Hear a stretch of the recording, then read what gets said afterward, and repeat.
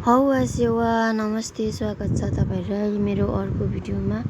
आज चाहिँ मैले के भिडियो ल्याऊँ भन्दाखेरि यो अस्ति मैले भिडियो बनाएर राखिराखेको थिएँ अनि अस्ति थुक्पा र फर्सीको मुन्टा खानु मन लागेर अनि त्यो वाला भिडियो बनाइराखेको थिएँ। मलाई अल्छी लागिरहेको थियो, अब के गरौँ भयो अनि आज मैले फेरि यो भिडियोलाई चाहिँ भोइस ओभर गरिरहेको छु है त। अब त कतिजना तपाईहरुले खानु भएको छ कि छैन यसै थाहा छैन। मलाई चाहिँ यस्तो मन पर्छ है त, फर्सीको मुन्टा र थुक्पा। अनि सबै मान्छेले मन पर्छ भन्ने चाहिँ हुन्न है फेरि, अनि सबैजनाको आफ्नो आफ्नो टेस्ट हुन्छ। मैले चाहिँ अब पहिला खाँदै गरेको, त्यही भएर मलाई चाहिँ मन पर्छ।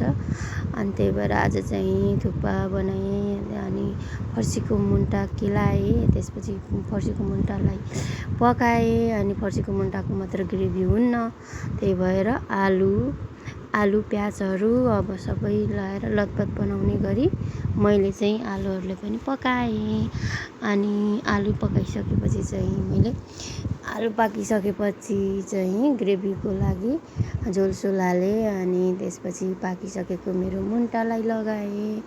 अनि त्यसपछि अब लाएर अब मजाले बनाएँ अनि यस्तो भएको थियो मेरो थुक्पाको झोल चाहिँ। अनि हामी चाहिँ खायौँ, मलाई चाहिँ मिठो लागेको थियो। अब सबैलाई मन पर्छ भने चाहिँ